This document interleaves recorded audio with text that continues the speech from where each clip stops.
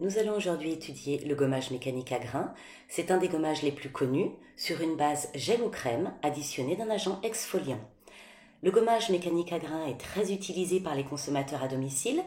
En cabine, il est conseillé aux peaux grasses sans hyperséborrhée pour ne pas stimuler l'activité des glandes sébacées, ni sur les imperfections dont il peut aggraver les lésions de type bouton. Il peut être utilisé sur les comédons qu'il va ramollir. Il est véritablement déconseillé aux peaux sensibles.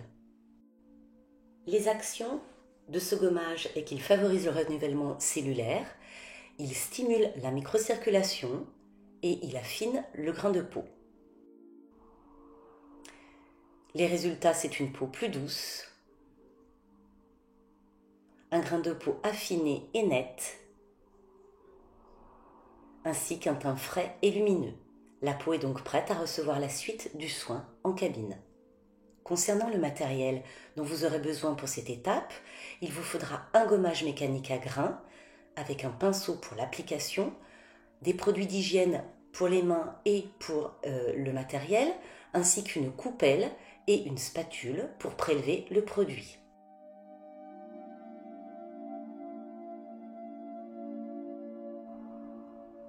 Prélevez à l'aide de votre pinceau dans la coupelle une petite quantité de produit et appliquez le gommage sur le visage en commençant bien sûr par le cou, avec des mouvements larges, partant d'un côté et allant jusqu'à l'autre assez enveloppant.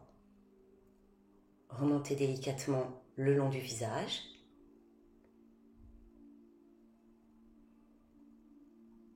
Et au niveau du menton, procédez par moitié de visage, d'abord d'un côté.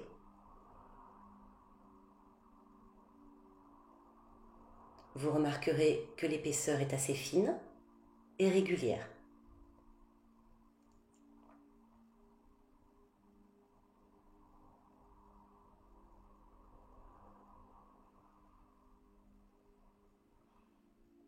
Procédez ensuite à l'autre côté du visage. On évite bien sûr le contour des yeux et de la bouche. Terminez par l'arête du nez et le front.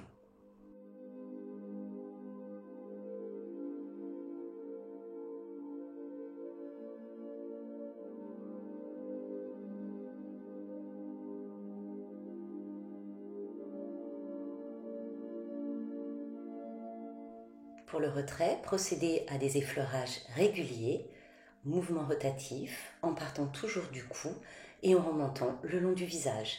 Les mouvements sont délicats, veillez à ne pas trop appuyer votre manœuvre.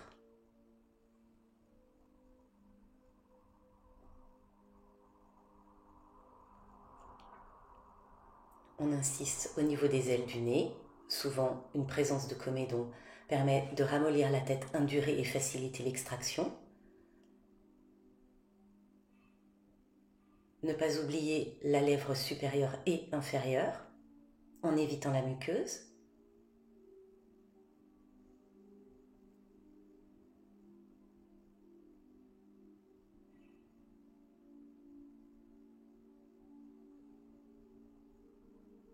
Puis remonter sur le front qui présente souvent également davantage de sébum.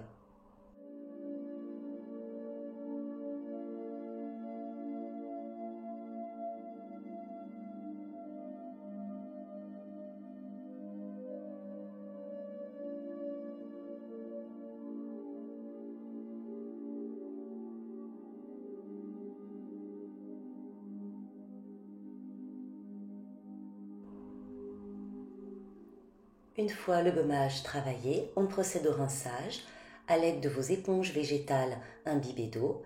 Rincez le produit en partant toujours du cou et en remontant le long du visage.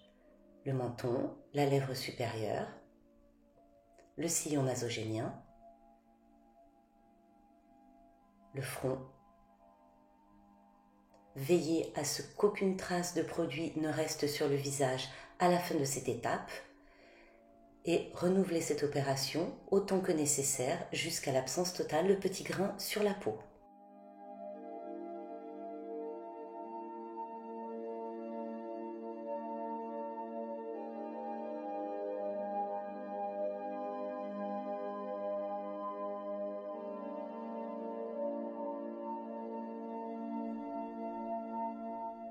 Enfin, à l'aide de larges cotons imprégnés de lotion pour le visage, réalisez les mêmes mouvements que ceux réalisés avec les éponges végétales, en partant du cou et en remontant le long du visage.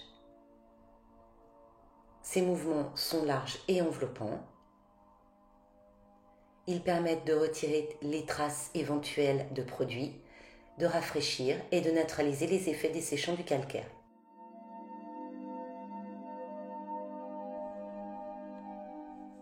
Même chose que pour les éponges, procédez à autant de passages que nécessaire pour éviter toute trace de produit. Le séchage de la peau se fait à l'aide d'un Kleenex plié en deux. Un triangle est posé d'un côté du visage, permet d'absorber l'humidité, puis de l'autre côté. Ne pas oublier de sécher le cou ainsi que le décolleté. Et voici les conseils que je vous donne pour un gommage réussi.